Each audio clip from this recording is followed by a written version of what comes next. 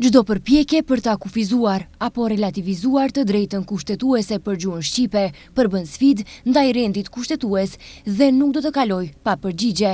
Kështu thot lideri i BDI-s Ali Ahmeti në një letër të hapur drejtuar opinionit ku përmend zhvillimet aktuale politike në vend. Shqiptarët në këtë vend nuk e kanë kontestuar asnjëherë gjuhën maqedonase dhe identitetin maqedonas, përkundrazi janë përcaktuar vazhdimisht për një Maqedoni të përbashkët unitare, euroatlantike dhe evropiane. Sipas tij, një shtet që nuk u flet qytetarëve të vet në gjuhën e tyre nuk është shtet i barabartë. Ai shton se zvogëlimi i të drejtave gjuhësore sjell ulje të besimit, gjë që dëmton kohezionin e shtetit. Me shqetësim po ndiqen dhe qasje të caktuara institucionale e veçanërisht në gjykatën kushtetuese, që krijojnë bindjen e palekundur se në çështje të ndjeshme për marrëdhënie ndëretnike nuk mbizotron argumenti profesional e kushtetues, por një mendësi majorizuese etnike, e tejkaluar nga koha dhe e papajtueshme me frymën e marrëveshjes së Ohrit. Kjo është arsye për kujdes serioz shtetëror.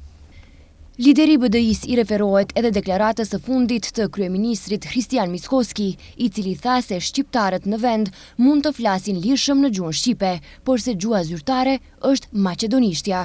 Sipas Ahmetit, një retorik e tillë nuk është moderne, nuk është shtetformuese dhe as evropiane. Ajo nuk sjell paqe, por krijon tensione.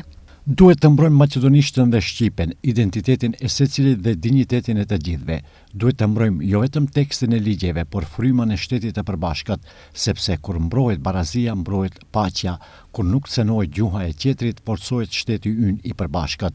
Kthim pas nuk ka, të drejtat e fituara nuk negociohen dhe nuk zhbëhen. Çdo tentativë për të kufizuar zbatimin e gjuhës shqipe është regres i rrezikshëm. Në fund, Ahmeti thekson se shqiptarët nuk kërkojnë më shumë se sa u takon, por nuk pranojnë asgjë më pak.